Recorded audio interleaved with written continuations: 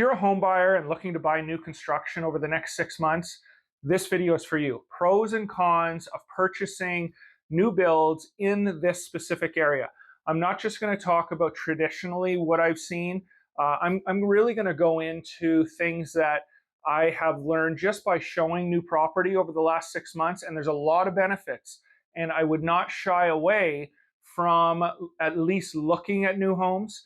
And then to top that off or to finalize this, at the end or in the description of this video, I have a home search specifically for new homes. A lot of these homes on this website, you're not even going to find on Zillow. So check that out if you are in the market for buying a new home, and then just contact me. I can set everything up. But let's get into the video. Pros and cons in, let's call it 2025, of buying new construction. Okay, I'm going to start off with the pros, and the first thing I wanted to talk about was lender credits, and they are very prevalent right now. And I just had a lender or a home builder call me because I showed some of the models last week, and they are offering $18,000 in closing costs. There's a lot you can do with that: rate buy down, pay off your closing costs. It's just it's pretty much like cash. So there's definitely a pro, because this is generally not going to be the case for many traditional sellers. You're not going to get $18,000 in closing costs. So that is really going to lessen what has to come out of your bank account up front to actually purchase a new build. So it's definitely a positive. Okay, so next up, more affordable. And I look at homes almost every single day, and I can tell you overall that the homes that are new builds are going to be a lot less expensive than some of these pre-existing homes. With that comes one of the negatives, and I'm going to get into that later.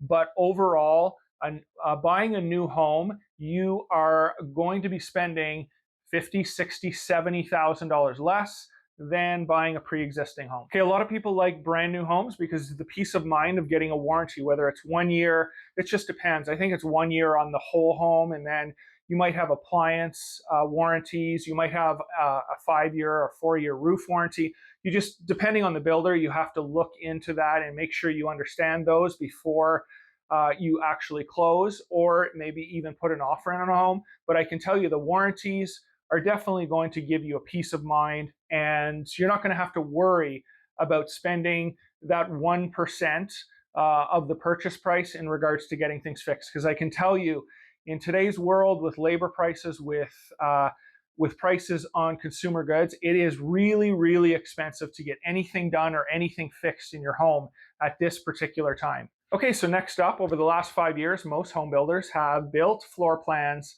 that most people like, and that is open floor plans. So if that is something that you really want in a home, it's very, very hard to find these homes in the 80s and 90s unless they've knocked down walls to get that really open feeling from the kitchen to the living room, and just almost have a grand space that everybody can hang out and be around with one another. It just doesn't happen a lot with, let's call it, early 2000s all the way back. So if you like the open floor plan, definitely check out new home builds. Okay, and finally, you get to customize your home, whether or not you want to spend a lot on upgrades, whether you can pick and choose, generally speaking, on what upgrades you want.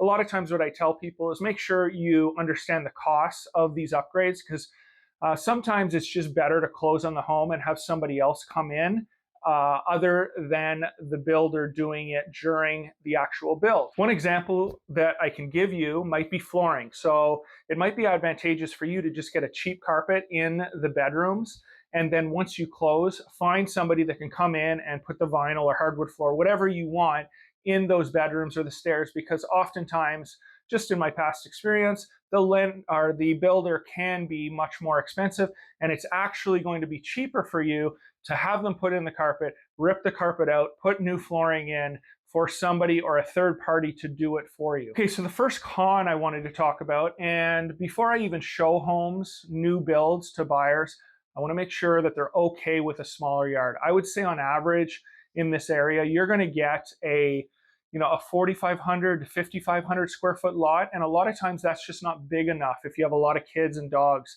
So be aware, with new builds, you're going to get a smaller lot. If you want a bigger lot, sometimes they will have them, but it's going to come with a lot premium. $5, $10, $15,000.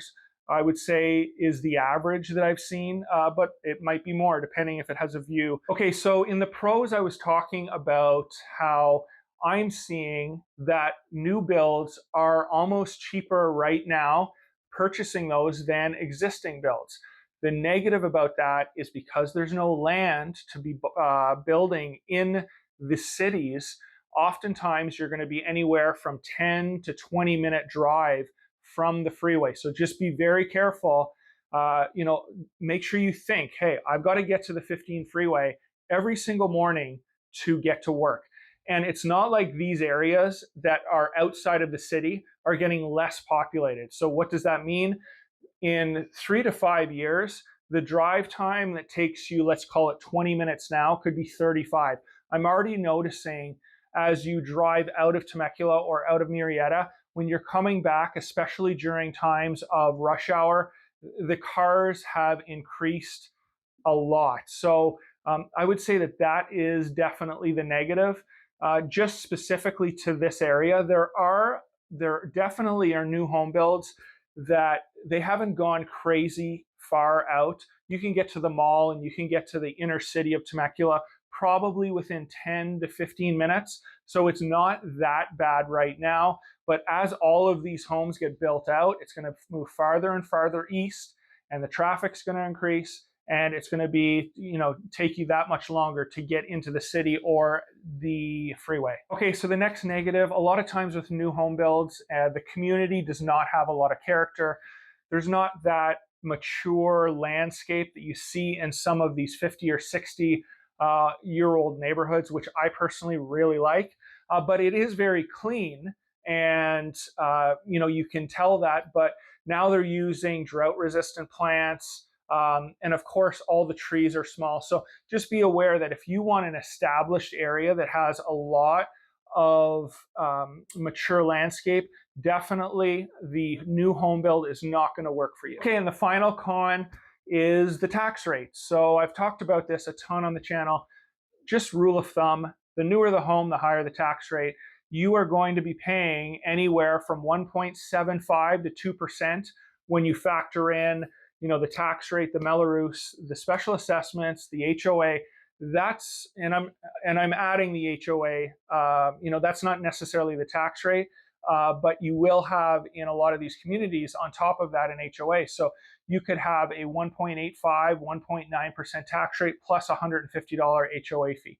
So just be very careful when you are purchasing a new property that you understand that tax rate, because that could, depending on your reserves, depending on what, if you're approved for 600 and that approval was done on a 1.3% tax rate, the new build might not work for you, and you're going to have to go with an established or pre-existing home, and it just might take a little more work, but that is definitely a negative, is the high tax rate. If you have any further questions, make sure you check in the description for the home search for new homes. And if you want to see anything, give me a call. I'm a broker here in Temecula. We have an appraisal and a brokerage with over 55 five-star reviews. Thank you very much, and until next time.